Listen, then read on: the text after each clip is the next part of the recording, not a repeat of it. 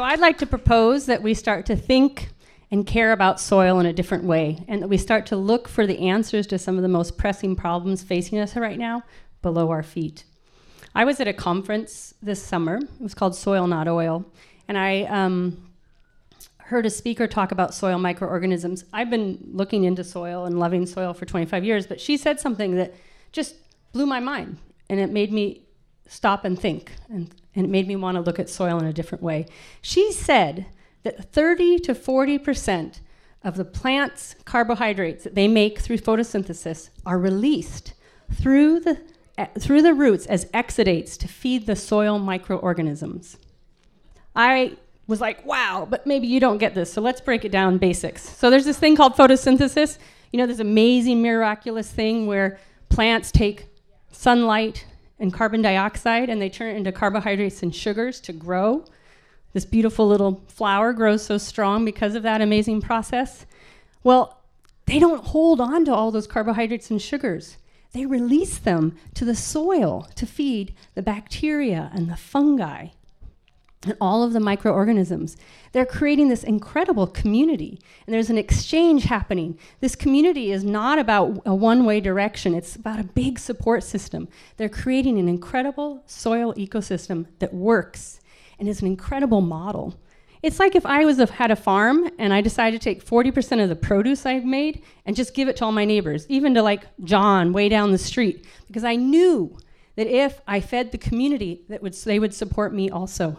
And we're not talking about a small little community. We're talking about in 1 teaspoon of healthy soil, there's 1 million to 1 billion bacteria.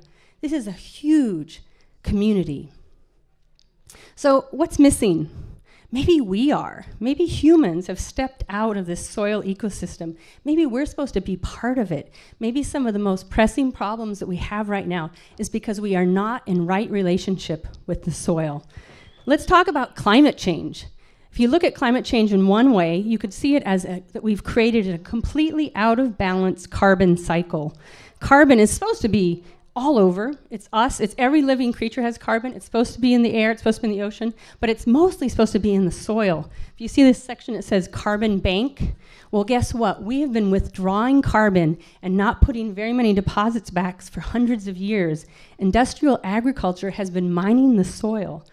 And because of that, we have been creating a huge problem called climate change. But guess what? Soil sequesters carbon. The answer to climate change is right below our feet. So what other problems we're facing? There's a huge health crisis, and things like cancer, type 2 diabetes, heart disease, all of those are connected to nutrition and our diet. But I want to propose that it's not just that we're eating lots of junk food. I think that our soil is not very nutritious anymore. That because we're growing in we're growing in soil where the food is not being able to take up as much nutrients and minerals because we're growing in dead soil, that perhaps we are not eating as well as we could be. And that if we fed the soil and cared about the microorganisms, they would feed us and that we would have stronger bodies. There's these other things that blow my mind that have come around. There's a study that came out that there is a microorganism in soil that raises our serotonin levels. That means that when we have direct contact with the soil, we're less likely to be depressed. That blows my mind. There's also these studies that have come out recently that maybe we're too clean, that children that grow up in environments that have more dirt are less likely to have chronic health issues like asthma and allergies. So my question to you is, when was the last time you held soil in your hands? Maybe we are really disconnected from one of the greatest answers in the world. And we don't need a high-tech fix to fix ourselves and the planet, but we need to get back into right relationship with the soil. Maybe we need to treat soil like our friends, like our pets. Maybe we need to think soil is part of our community and we care for it like we would anything in our community. Maybe if we got back into right relationship, we could change some of the most important things that we need to be dealing with right now.